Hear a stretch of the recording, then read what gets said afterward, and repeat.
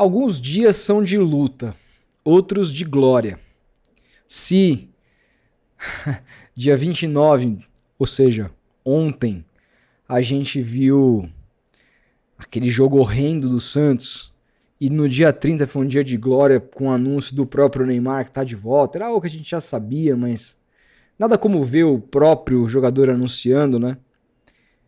Algumas coisas boas precisavam ainda acontecer nesse dia 30 de janeiro de 2025, que está tão especial para nós santistas, né? Com todas as preocupações que temos com relação a treinador, com relação a reforços, com relação a tantos problemas, inclusive do ponto de vista financeiro, essa situação agora com o Jair. Vou falar mais, amanhã a gente fala mais sobre isso. Será que pode melar? Será que não? Será que o Santos vai deixar de arrecadar? Tem informações privilegiadas que se o Santos não vender o Jair para o Botafogo e essa negociação melar, financeiramente o Santos sofre muito e pode atrasar salários, tá? Mas isso a gente deixa para um próximo vídeo, vou continuar apurando para vocês. Fato é que a gente encerra pelo menos a participação aqui no Vem Pro Peixão de hoje falando sobre Lucas Braga. Lucas Braga que chegou pouquíssimo prestígio ao Santos, tinha trabalhado com o Elano, é um jogador que o próprio Elano indicou ao Santos, trabalhou na Inter de Limeira, tinha passado por Londrina, tinha jogado contra o Santos numa Copa do Brasil, se eu não me engano feito gol, alguma coisa nessa linha. E o Santos contratou um preço muito baixo, o Lucas Braga sempre foi um cara muito identificado, sempre se colocou como um torcedor do Santos Futebol Clube. Por conta disso, acho até que se teve muita paciência com ele durante muito tempo. Não só por parte da torcida na arquibancada, mas por parte de muitos analistas também. O Lucas Braga que eu já vi outros analistas por aí dizendo que ele assistia aos vídeos e tudo mais. E aí as pessoas... Ele é um cara tão legal que as pessoas ficavam até um pouco tímidas de criticá-lo.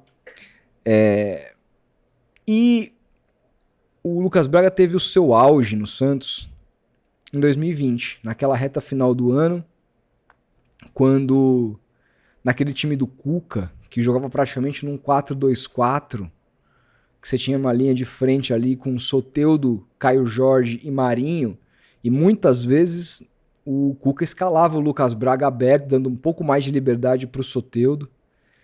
O Santos jogou assim, por exemplo, contra o Boca Juniors, naquele que para mim é o último grande jogo do Santos. Aqueles 3-0 na Vila Belmiro contra o Boca foi o último grande jogo do Santos para mim. Eu não me lembro de nenhum jogo depois desse que eu tenha olhado e falado, nossa, que partidaça absurda do Santos, principalmente num palco desse de Libertadores e tudo mais.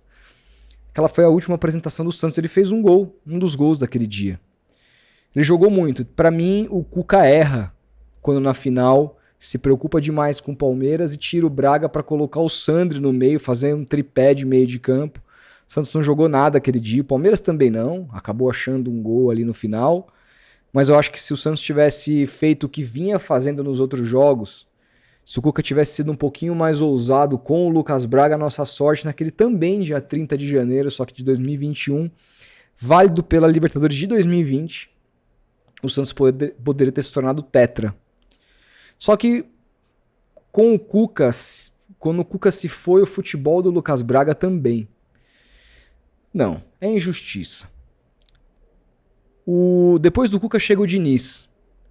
E houve um episódio com o Lucas Braga, envolvendo o Lucas Braga e Diniz, que foi um jogo contra o São Paulo. Não, foi um jogo, se não me engano, contra o Internacional. Internacional na Vila Belmiro. O Santos estava ganhando o jogo de 1-0 e até tomar um empate no último minuto. E naquele dia o Diniz culpou o Lucas Braga, que segundo ele não fez uma cobertura defensiva que estava treinada. E ali foi um dos episódios que a gente pôde ver um pouco do caráter do Braga, porque poucas vezes eu vi um técnico escorraçar em público um jogador de maneira tão grave como o Diniz fez aquele dia com o Braga. E o Braga ouviu, entendeu, abaixou a cabeça e seguiu para o vestiário, muito profissional, como sempre foi. Depois disso veio o Carille. E o Carille, que começou muito mal aquela temporada, aquele Campeonato Brasileiro, os primeiros jogos do Carille foram uma lástima. Quando ele estava prestes a cair, assim que o Edu Dracena chega, ele tinha o último jogo ali contra o Fluminense, se o Santos não ganhasse, ele estaria na rua, ele resolve mudar. Desesperado, ele resolve escalar um esquema, uma espécie de 3-4-3, um 3-4-3 ofensivo, um 3 zagueiros, e ele acha o Lucas Braga numa posição que ele só jogou no Santos naquela circunstância, de ala esquerda. Ala esquerda. O Santos muitas vezes tinha o Marcos Guilherme atuando como ala direito. O Santos eliminou os laterais do time. O único lateral que jogava como volante, que era o Felipe Jonathan, que jogou muito bem como volante. Para mim, o Felipe Jonathan é mais meio campista do que lateral, só não contaram para ele isso ainda. E quando você olha, por exemplo, o Sampaoli, o número de jogos que o Felipe Jonathan fez na lateral e no meio de campo, você vai ver que ele concorda. A maioria dos jogos que o Felipe Jonathan fez com o Sampaoli no Santos foi atuando pelo meio. E aquele esquema que tinha 3 zagueiros, eram 3 zagueiros bem qualquer coisa. Né? Tinha Velasquez, tinha Luiz Felipe, muitas vezes jogando na sobra, tinha Danilo Boza, entre outros. Né? O Lucas Braga era o ala esquerdo, então ele tinha certa liberdade para atacar e muitas vezes para preencher o meio, para cortar para o meio. E ele também defendia, ele sempre foi um leão para defender, sempre defendeu muito, sempre se esforçou muito. E ali foi o último brilho que a gente viu do Lucas Braga. Os 2 anos subsequentes do Lucas Braga no Santos foram muito ruins. O ano de 2022, péssimo. O ano da queda, péssimo. Ele é emprestado, vai para o Japão, para a 2ª divisão japonesa, cumpre o seu papel, fez, eu acho que uma boa quantidade de gols e volta sem moral nenhuma. Principalmente porque ele foi escalado numa posição que não é a principal posição dele, que é a ponta direita. Embora esse gol que ele tenha feito contra o Boca Juniors foi jogando nessa posição com o Cuca. Ele que inclusive já chegou a jogar de lateral direito com o Cuca em alguns momentos e não foi tão horroroso quanto alguns laterais do Santos nos últimos tempos foram. Ele joga na ponta direita, que era a única vaga que tinha ali, e meio que sem dar amplitude, né? Sem ficar muito encostado na lateral, meio que um jogo tentando afunilar para entrar dentro da área. Ele não é um cara artilheiro, ele não tem essa característica, ele tem uma leitura muito ruim de espaço.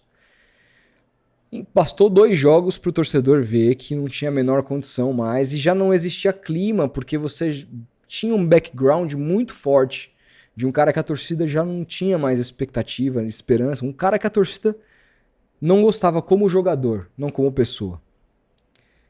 E ali o Caixinha simplesmente, do jogo contra o Palmeiras, que ele coloca o Lucas Braga e tira, ali terminava a história de Lucas Braga no Santos. Estava claro para todo mundo que dificilmente ele seria relacionado novamente, dificilmente ele vestiria a camisa do Santos de novo.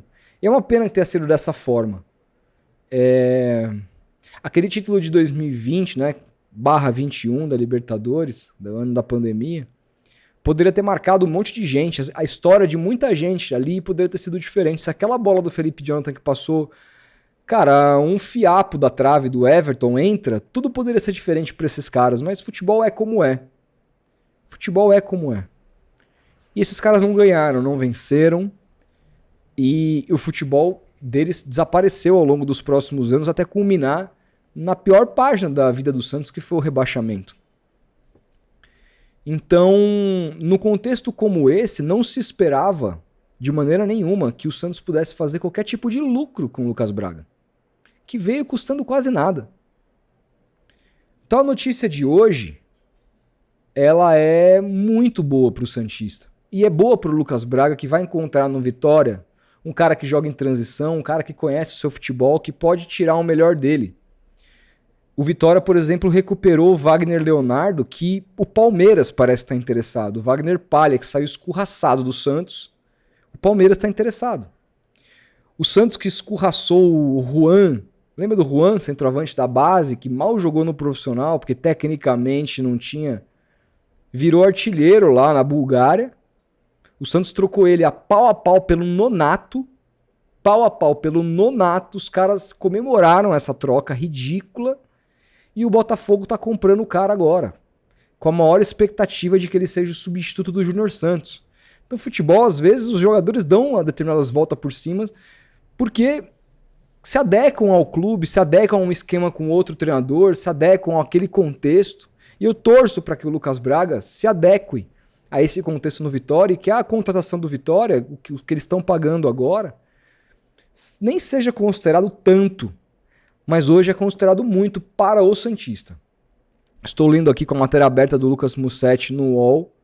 O Santos vai receber 1,3 milhão de euros fixo, que dá quase 8 milhões de reais. E ainda pode levar mais quase 5 milhões de reais, são 800 mil euros, se o Lucas Braga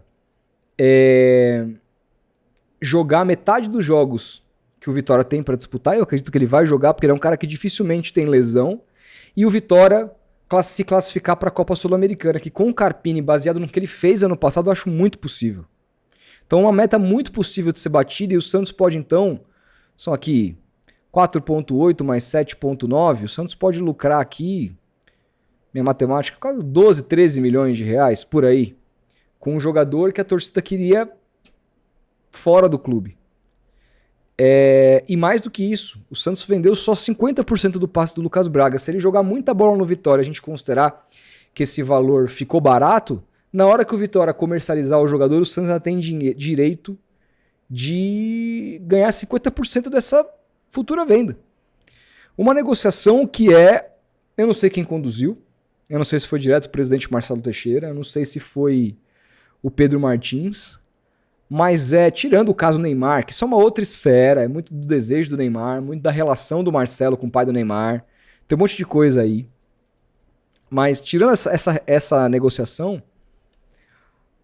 se trata até aqui do melhor negócio dessa gestão Marcelo Teixeira / Pedro Martins que eu vi, nesse ano pelo menos. É uma baita notícia. É muito boa pro Lucas, é boa pro Santos, eu não sei se é boa pro Vitória, vai depender do futebol que o Lucas Braga jogar lá. Hoje, se eu sou o diretor do Vitória, eu não pago isso pelo Lucas Braga. Eu não pago. Mas pode ser que valha, porque ele é um cara de caráter, ele é um cara que nunca, nenhum jogo fez corpo mole. Nunca, em nenhum jogo deixou de correr. O problema dele era muitas vezes psicológico e técnico. E aí, cara, o cara não tem culpa de ser desprovido de certa técnica, de certo... Todo mundo gostaria de ser o Neymar, mas poucos são. Né? Então, fica aqui o meu respeito ao atleta, ao profissional. Eu não podia ouvir falar o nome do Lucas Braga. Meu pai me mandou um áudio quando o Tassiano machucou no jogo contra o Palmeiras. Já ter tomado umas a mais. Na hora que o Lucas Braga entrou, ele começou a me xingar o bairro inteiro onde ele mora, dizendo: eu vou parar de ver essa merda, Lucas Braga, não sei o que e tal, porque é muito sentimento do torcedor do Santos. Só que isso é sobre o jogador, que se tornou inviável no Santos, mas a pessoa é outra parada. E a pessoa não é só porque ele é santista, não é só porque... mas é porque ele sempre parece ser um cara muito profissional. E também não é só porque ele é um cara que parece ser legal, mas é pelo profissionalismo. Você viu como a atitude dele quando foi tirado daquela maneira pelo Caixinha? Que eu falei isso no Twitter, repercutiu mal. Eu continuo e repito aqui. O que o Caixinha fez com ele foi canalice. Por pior que o Lucas Braga seja, você não faz isso com ninguém. Com ninguém. Ele jogou o Lucas Braga aquele dia aos leões. Não respeitou o profissional. Não respeitou. E é uma das razões pelas quais, na minha visão, se ele não perdeu, já ele perde o grupo. Não teve essa sensibilidade. Ali não era nem pro Lucas Braga ter entrado. A verdade era essa. Tinha Miguelito no banco. Tinha outras opções do banco. Ele não precisava ter feito aquilo. Não precisava ter feito aquilo. E você viu a postura do Lucas Braga quando sai de campo? Não brigou. Não fez nada. Baixou a cabeça e mais, não desceu pro vestiário. Ficou no banco de reservas assistindo ao jogo junto com a equipe dele. O que eu posso falar de um cara como esse? Ah, mas é bagre. Tô feliz que ele saiu, o valor foi ótimo. Mas é um cara que eu tenho que respeitar. Respeito demais o profissional. E se chegar até você, Lucas, obrigado pelo profissionalismo. Obrigado por correr em todas as bolas. Não deu certo, cara, mas talvez dê no futuro da sua carreira. E tenho certeza que você vai correr atrás disso. E vai ser bom pra todo mundo assim. Você tem o respeito de mim e de alguma parte do torcedor santista também. que quando separar as coisas, vai lembrar que você nunca foi indolente em campo. Sempre foi limitado, mas dentro das suas limitações, você sempre deu 100%. E no fim do dia, para mim, pelo menos, é o que mais importa. Comenta o que você acha. Claro, não deixe de se tornar membro aqui no canal. A gente tem várias coisas oferecendo exclusivas para membro. E é muito importante que você assine aqui o canal para ajudar a gente a continuar produzindo conteúdo, tá bom? Grande abraço. Não se esqueça do like, se inscrever no canal e ativar o sininho. E até a próxima.